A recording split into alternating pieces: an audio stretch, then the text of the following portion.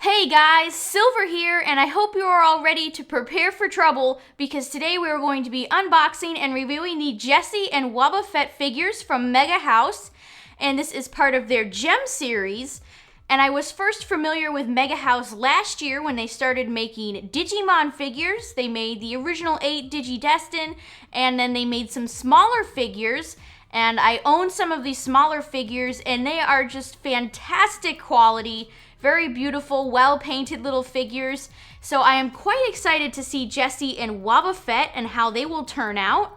You can see we have a super cute box here. We have the G.E.M series up here with Wobbuffet. Jessie doing her typical point. I really like the pose they gave her. On the side, we have more poses. On the back, I really like what they did here. It looks like a comic book effect. Really nice colors. On the side, just another pose. And the back, we have a nice R for Team Rocket. And the top kind of reminds me of the D Arts or the SH Figure Arts line with the see-through on the top. So I already cut the tape off, so let's go ahead and open Jessie and Wobbuffet up.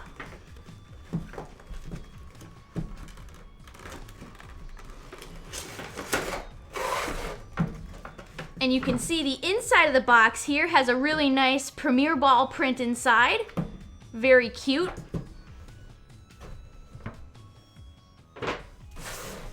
All right, now this comes with a stand, as you can see, and it's completely surrounded by tape, so let's take care of that.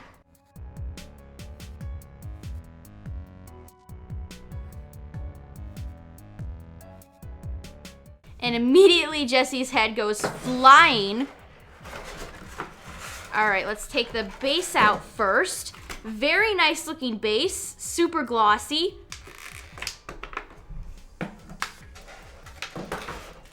And they covered it in a nice plastic. All right, let's get this out of here.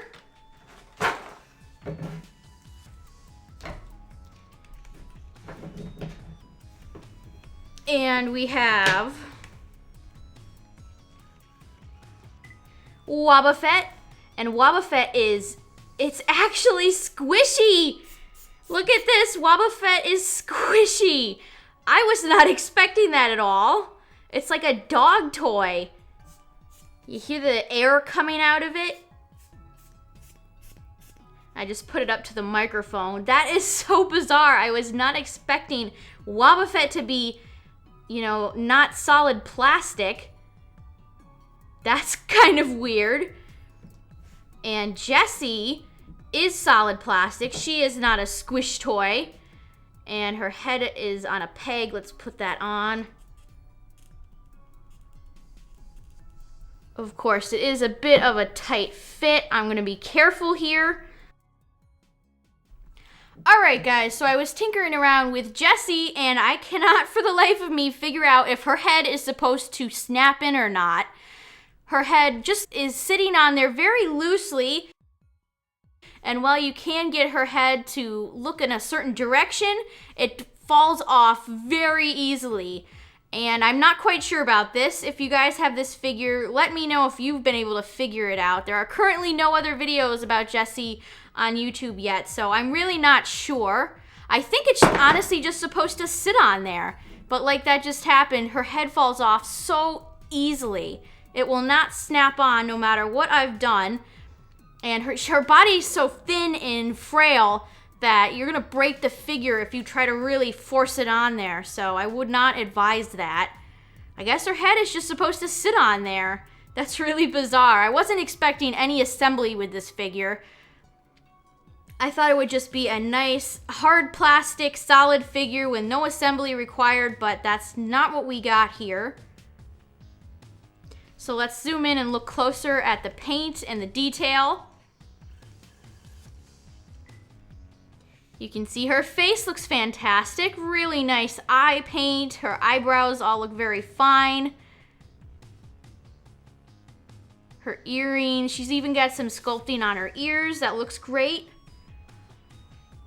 And they did a fantastic job with the paint job on her hair. You can see they used a really pretty kind of pinkish purple gradient. And of course it has very nice sculpting. It looks exactly like Jessie's hair.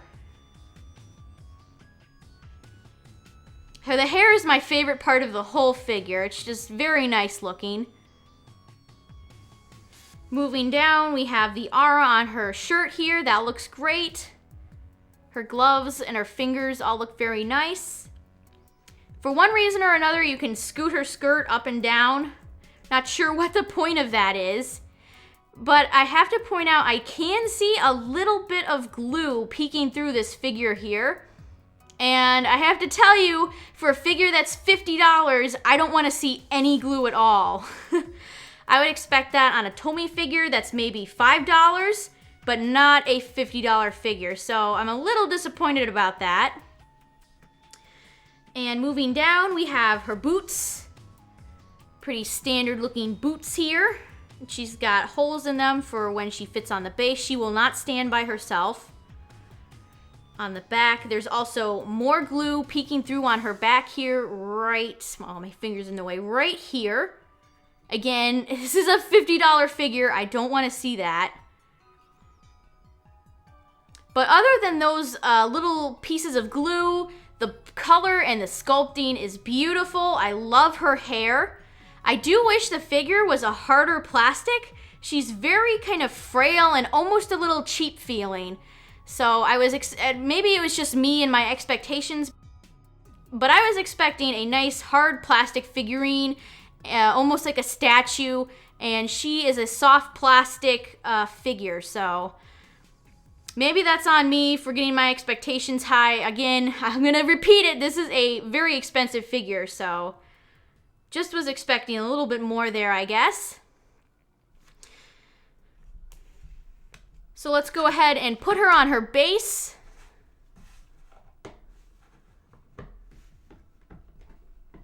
And she just fits in like that, very easy.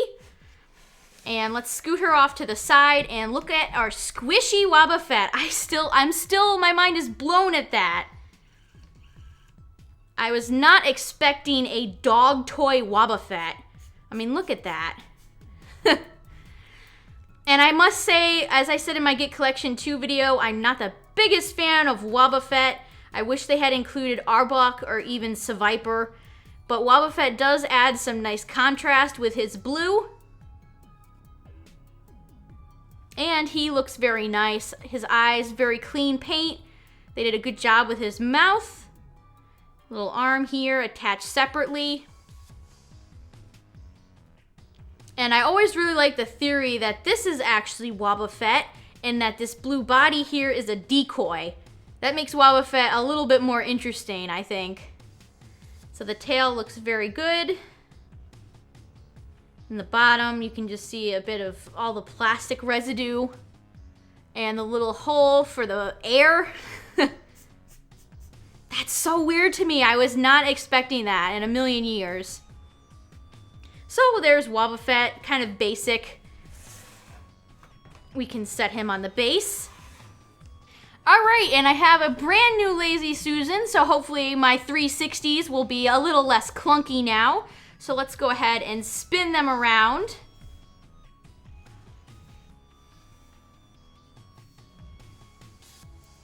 And these two look great together. I really love the blue and the way they look, the way Wobbuffet looks with Jessie.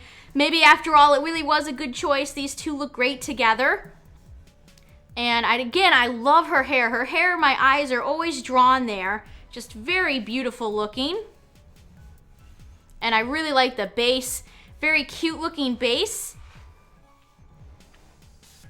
So overall, I'm a bit torn on this figure. I was expecting a bit more of a high quality figure for the price point. Again, this figure is 4,690 yen, and I paid 1,680 yen, so that comes out to 6,370 yen, or about 56.25 shipped. And AmiAmi did a fantastic job shipping this figure to me. I got it in 2 days. It's the fastest I've ever gotten anything from Japan ever, so Thank you to Ami Ami for their excellent service. I will leave a link in the description below if you are interested in purchasing Jessie and Wobbuffet yourself. If she is sold out, which I believe she is currently, just keep checking back. And I think I would recommend this figure if you are a big fan of Team Rocket or Jessie. This is a great addition to any Team Rocket collector's collection. Jessie looks very good, even if she isn't as high quality as I would like her to be. And Wobbuffet's quite cute, so this is a great addition to any Wobbuffet collector as well. And of course, in late April, we will have the addition of James and Meowth. I do have those two pre-ordered. And then in late May, we have Ash and Misty. I'm unsure about if I want to get Ash and Misty yet. You guys let me know in the comment section down below if you would like me to review those two. If there is enough demand, I will probably get them to review them for you guys. But other than that, I'm not so sure I want to keep buying these expensive figures. Like I said, I will get James so I can have a complete set of Team Rocket, but I'm not sure about Ash and Misty. So if you guys want to see that reviewed, leave a comment down below and let me know.